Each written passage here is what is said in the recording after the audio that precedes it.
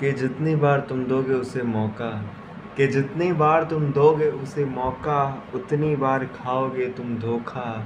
छोड़ दो इन तितलियों का साथ, क्योंकि ये होती हैं बस एक हवा का झोंका। समझे? चलो, सो हो जाओ सारे हंगर, लगाते हैं HTML का लंगर और स्टार्ट करते हैं। Let's get started. So please subscribe this YouTube channel for learning HTML web dev. So as you can see here, HTML computer code element. अब देखो, हम इस चीज़ के बारे में समझेंगे कि HTML के अंदर कंप्यूटर कोड एलिमेंट क्या होता है. ठीक है, देखो कंप्यूटर कोड एलिमेंट कहने का मतलब क्या है. कभी कभी ऐसा होता है कि आप जो कोड कर रहे हो, जो भी आप चीज़ें कर रहे हो, उसको एक कोड के फॉर्मेट में दिखाना चाह रहे हो, एक कोड के फॉर्म में रिप्रेजेंट करना चाह रहे हो, तो उसके लिए क्या बनाया गया, आपका कोड टैग बनाया गया. अब इससे ज़्यादा कुछ डिफरेंस नहीं दिखेगा, बट लिटिल बिट एक डिफरेंस है कि आपका जो फॉन्ट वगैरह है वो एक कोड का फॉर्मेट आ जाएगा, कोड की तरह लगेगा देखने में, और कुछ नहीं है ज़्यादा डिफरेंस. ठीक है, देखो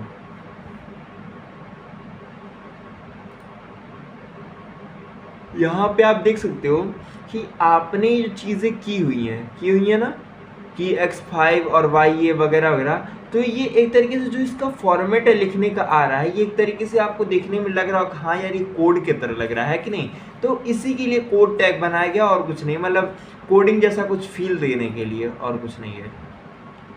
देखो उसी प्रकार से बहुत इम्पॉर्टेंट है KBD, बोले तो कीबोर्ड इनपुट. यानी कि अगर आप यूज़र से कुछ कीबोर्ड इनपुट के लिए मैसेज देना चाह रहे हो, तो उसके लिए क्या होता है, KBD के अंदर आप दो. KBD से क्या होगा, बस एक ऐसा फॉर्मेट आएगा जिससे यूज़र को ये लगेगा अच्छा ये इसको कीबोर्ड के थ्रू इनपुट देना है. जैसे कि यहाँ पे देख सकते हो क्या लिखा है, Ctrl+S. तो इसका फॉन्ट भी क्या हुआ, हल्का सा चेंज हो गया है. कैसे हुआ, with the help of KBD. ठीक है, बस इन्हीं सब को फॉर्मेट करने के लिए हम इसका इस्तेमाल करते हैं.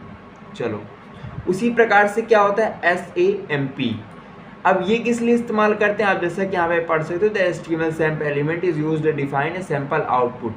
अब यानी कि अगर आपको एक सैम्पल आउटपुट, जैसे कि कोड आप रन करा दिए तो कोड का कुछ ना कुछ आउटपुट मिलेगा ना, उस आउटपुट को शो कराने के लिए इसका इस्तेमाल करते हैं, सैम्प जिसे कहते हैं. ठीक है, उसी प्रकार से आप और भी चीज़ों का इस्तेमाल कर सकते हो एक साथ मर्ज करके.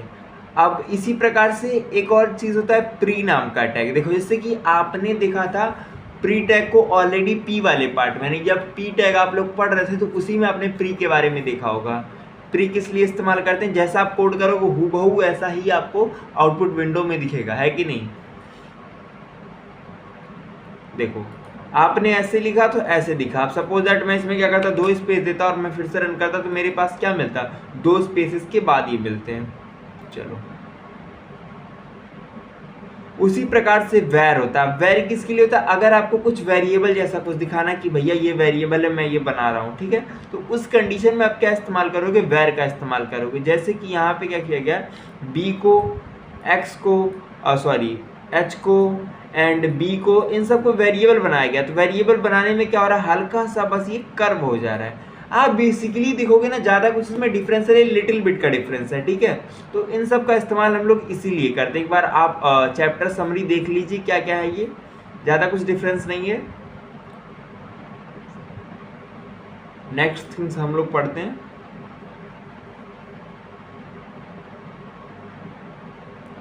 देखो सिमेटिक एलिमेंट क्या होता है, ये चीज़ हम आज समझेंगे. क्या समझेंगे, HTML सिमेटिक एलिमेंट. अब इसका मतलब क्या है, आप जो भी चीज़ें आप लिखे जा रहे हो, जैसे कि मान लो आपने क्या किया, कोई वेबसाइट बनाई जहाँ पे आपने हर चीज़ को डिव और स्पैन में डिवाइड कर रखा है. क्या हो अगर मैं उस चीज़ को एक सिमेटिक फॉर्मेट में कर दूं, एक अच्छे फॉर्मेट में कर दूं, तो बेटर रहेगा कि नहीं. जैसे कि एग्जांपल अभी मैं दिखाऊंगा, वेट करो. जैसा कि आपको यहाँ पे सिमेटिक एलिमेंट अगर कोई पूछे क्या क्या होता है, तो ये सारे आपके सिमेटिक एलिमेंट में आते हैं. Time, summary, section, nav, mark, main, header, footer, figure, caption, detail, side, article, ये सारे इसी में आते हैं. एक एक करके समझो. सेक्शन का इस्तेमाल करते हैं जब भी हमें कोई एक नया सेक्शन, कोई एक नया चैप्टर, कोई एक नया पार्ट दिखाना था, उसको हम सेक्शन टैग के अंदर डाल देते हैं. जैसे कि यहाँ पे आप देख सकते हो सेक्शन है WWF अब यहाँ पे उसके बारे में बताया गया है। तो ये पूरा एक सेक्शन है, इसलिए इसको क्या किया गया, सेक्शन के पार्ट में डिवाइड कर दिया गया है। उसी प्रकार से आर्टिकल, अब आर्टिकल किसके लिए, से ब्लॉक हो गया या फिर कुछ भी हो गया, मतलब जब आपको एक आर्टिकल दिखाना हो तो वहाँ पे आप क्या करोगे, आर्टिकल टैग का इस्तेमाल करोगे। ठीक है, आप इन सारे डॉक्यूमेंटेशंस को, सारे रेफरेंसेस को आप पढ़ सकते हो W3 स्कूल की वेबसाइट से। HTML लर्निंग के लिए मेरे अकॉर्डिंग सही है, बाकी लैंग्वेज का नहीं सही है उतना। देखो, nesting article in a section और वाइस वर्स। अब इसके कहने का मतलब क्या है, आप इनसाइडिंग कर सकते हो कि नहीं। जैसे कि यहाँ पे देखो, आप आर्टिकल लिखे, लेकिन आर्टिकल के अंदर ही आपने क्या किया, एक हेडर बना दिया, और हेडर के अंदर आप चाहो तो एक सेक्शन भी बना सकते हो, ये इसके थ्रू हो सकता है। उसी प्रकार से फुटर है। फुटर का मतलब क्या है, जो वेबसाइट का सबसे नीचे का बॉटम का पार्ट होता है, जैसे लिखा होता है all copyright reserve by this, या फिर अबाउट सेक्शन, होम सेक्शन, बहुत सारी चीज़ों का फुटर होता है। जैसे इस वेबसाइट का भी फुटर दिखाता हूँ। सबसे अगर मैं स्क्रॉल करते जाऊँगा तो लास्ट में मिलेगा ये फुटर, ये पूरा पार्ट क्या है, आपका फुटर है। समझ में आ रहा है, इस वेबसाइट का ये फुटर है। और ये जो चीज़ें आपको दिख रही है सारे सेक्शंस हैं। ये ऊपर की तरफ जो दिख रहा है ये क्या है, आपका हेडर है। और ये जितने भी चीज़ें दिख रही है क्या है, आपके नैब बार हैं। समझ में आ रहा है, तो ऐसी तमाम चीज़ें होती हैं। और उसी तरीके से ये साइड नैब बार है, ये जो आपको दिख रहा है। ठीक है, देखो उसी प्रकार से असाइड है, नैब है, तमाम चीज़ें हैं जिसको आप अगर सिमेटिक लेआउट के थ्रू रखोगे तो बेटर रहेगा। समझ में आ रहा है। उसी तरीके से फिगर एंड फिग कैप्शन है। चलो आपको मैं समझाने के लिए क्या करता हूँ, मैं VS कोड ओपन कर देता हूँ। क्या करता हूँ, VS कोड ओपन करता हूँ और वापस से खोलता हूँ, फिर बताता हूँ। देखो, ये सारे का रिकैप ले लो। मैं क्या करता हूँ, अपनी ही वेबसाइट का कोड उठाता हूँ और आपको फिर दिखाता हूँ। ठीक है, या फिर किसी भी आप साइट का ले लो, सपोज दैट सरकारी रिजल्ट या फिर कोई भी रैंडम उठा लेते हैं।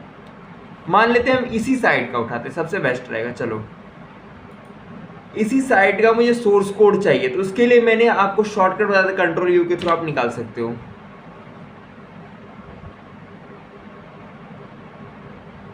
और ये मेरा मिल गया। अब मैं क्या करूंगा, इस पूरे होल कोड को कॉपी करूंगा। क्या करूंगा, होल कोड को कॉपी करूंगा और अपने VS कोड में पेस्ट करूंगा। ठीक है,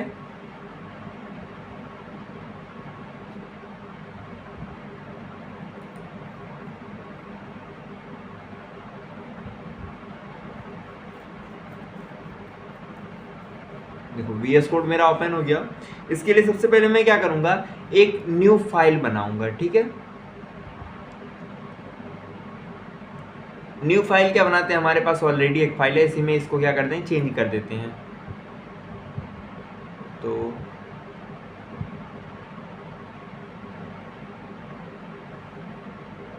मैंने इसको यहाँ से हटा दिया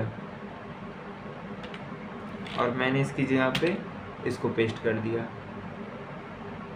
देखो, ये तकरीबन कुछ 8000 लाइन का कोड था, जो भी था। अगर आप इसको नोटिस करोगे, इसको देखोगे, तो यहाँ पे जितनी भी चीज़ें इस बंदे ने इस्तेमाल कर रखे हैं, फिर जिसने भी W3 स्कूल का वेबसाइट बनाया उसने क्या किया है, इसमें पूर्ण रूप से केवल डिव का इस्तेमाल किया। मतलब इसने सिमेटिक लेआउट को फॉलो नहीं किया है। समझ में आ रहा है, जैसे कि आप खुद से भी इसका कोड निकाल कर पढ़ोगे तो ज़्यादा बेटर रहेगा। ठीक है, तो सिमेटिक लेआउट से क्या होता है ना, एक प्रॉपर आइडेंटिफिकेशन मिलता है कि कहाँ पर क्या लिखा हुआ है, क्या चीज़ है। समझ में आ रहा है, जैसे कि अगर आप देखोगे, मान लो इसको मैं कट करता हूँ।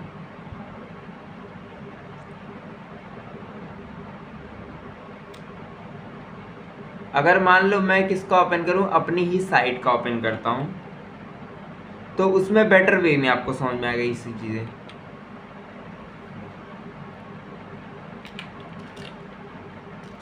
आंसर पोर्टफोलियो,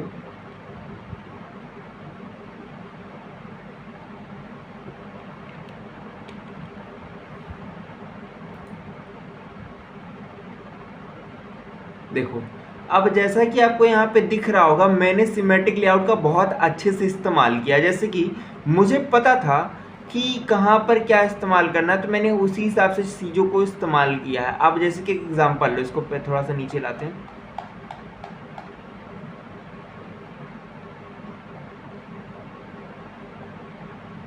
देखो, अब जैसा कि आपको पता है कि यहाँ से क्या होगा, मेरा हेडर स्टार्ट होगा, है ना। तो मैंने यहाँ से क्या कर दिया, इसको डिवाइड कर दिया और इसमें पार्टीशन मैंने कर दिया है।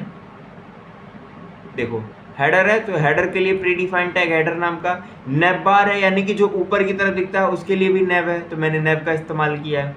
उसी प्रकार के और भी चीज़ें, जैसे सेक्शन है, देखो वेलकम सेक्शन के लिए मैंने सेक्शन में डाल रखा है, उसी प्रकार से हीरो सेक्शन के लिए मैंने एक अलग से सेक्शन बना रखा है। मीन्स जितने भी सेक्शन है उसके लिए मैंने डिव का ना इस्तेमाल करके मैंने सेक्शन का इस्तेमाल किया। इससे क्या होगा, आपको भी ईजी रहेगा पढ़ने में और एसईओ पॉइंट भी आपका बढ़ेगा। समझ में आ रहा है? तो ये रीज़न है कि हम लोग इसका सिमेट्रिक लेआउट का ज़्यादा इस्तेमाल करते हैं। ठीक है, मोस्टली जितनी पुरानी साइट है, जो बहुत पहले की बनी हुई साइट है, उसमें सिमेट्रिक लेआउट वाला फाउंड नहीं दिखेगा कि वो नेव इस्तेमाल करें, हेडर इस्तेमाल करें, फुटर इस्तेमाल करें। जो लेकिन मॉडर्न साइट हैं जिसको इस चीज़ का नॉलेज है, वो क्या करते हैं, इसी का इस्तेमाल करें ताकि आपको भी ईजी रहे कोड रीड करने में और ताकि एसईओ भी बढ़ा रहे। तो ये सारी चीज़ें आप कोड इजीली, देखो मैं एक बार में तो पूरा कोड एक्सप्लेन नहीं कर सकता हूँ कहाँ पे क्या है, आप खुद से भी कोड को पढ़ सकते हो। जिसके लिए मैंने बताया राइट क्लिक करके आप यहाँ से क्या करोगे, व्यू पेज सोर्स यानी कि कंट्रोल यू दबाओगे तो आपको ये दिख जाएगा। ठीक है, चलो अब काट देते हैं, मिलते हैं वैसे नेक्स्ट वीडियो में। तब तक के लिए बने रहिए, चैनल को सब्सक्राइब कीजिए। ठीक है, चलो।